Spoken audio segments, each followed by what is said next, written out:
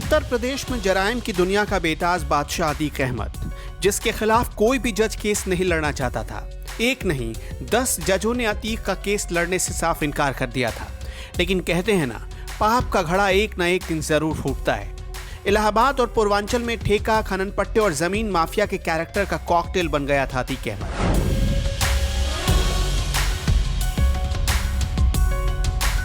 10 अगस्त 1962 को इलाहाबाद के चकिया में एक टांगे वाले के घर बेटा पैदा हुआ, जिसका नाम रखा गया था अतीक अहमद। अतीक को बचपन से पढ़ाई में कोई रुचि नहीं थी। वो हाई स्कूल में फेल हो गया।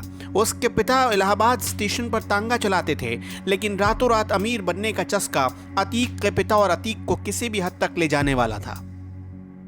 17 साल की उम्र में हत्या का आरोप लगा और इसके बाद उसका धंधा चल निकला। खूब रंगदारी वसूली जाने लगी। जिससे भी उगाही करनी होती, बस इतना बताया जाता, अतीक अहमद फिरोज तांगे वाले का लड़का। फिर सामने वाला खुद ब खुद पैसे भेज देता था। 17 साल की उम्र में जवानी की दहलीज पर कदम रखते ही अतीक के खिलाफ पहला मुकदमा दर्ज हुआ, और वो भी हत्या का। साल 1979 में 17 साल की उम्र में अतीक अहमद पर कत्ल का इल्जाम लगा। उसके बाद जुर्म जैसे अतीक का शक्ल बन गया और अतीक ने कभी पीछे मुड़कर नहीं देखा। पढ़ाई के पन्ने तो कोरे थे, लेकिन साल दर साल उसके जुर्म की किताब भरती जा रही थी। अतीक कैसे बना, कैसे फला फूला, ये जानना बेहद दिलचस्प है। कभी इलाहाबाद में चांद बाबा का खौफ हुआ करता था, जिसके सामने जाने से पुलिस भी कांपती थी। तब अतीक की उम्र यही कोई 20-22 साल की थी।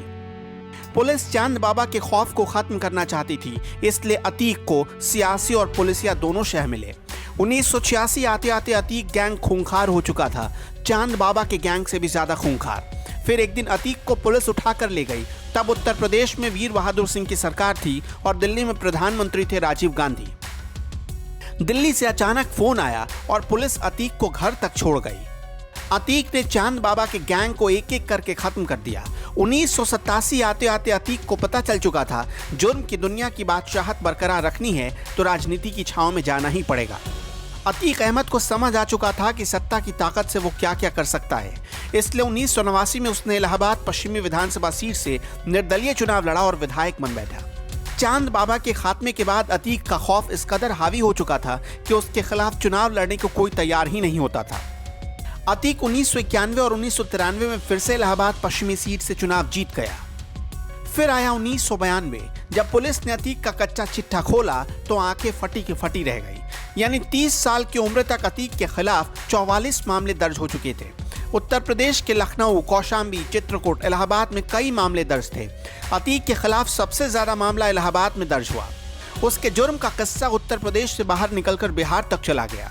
बिहार में भी अतीक के खिलाफ हत्या, अपहरण और जबरन वसूली के मामले दर्ज हुए। 1996 में अतीक को समाजवादी पार्टी ने अपना कोहिनूर बना लिया। अतीक फिर चुनाव जीत गया। हर चुनाव के बाद अतीक के बाहुबल में कई गुना का इजाफा हो जाता था। 1999 में अतीक ने दल बदला और अपना दल में शामिल हो गया। फिर वो 5वीं बार विधायक बना। महंगी और लग्जरी गाड़ियां, इंपोर्टेड हथियार, ये अतीक अहमद के सबसे बड़े शौक बन गए।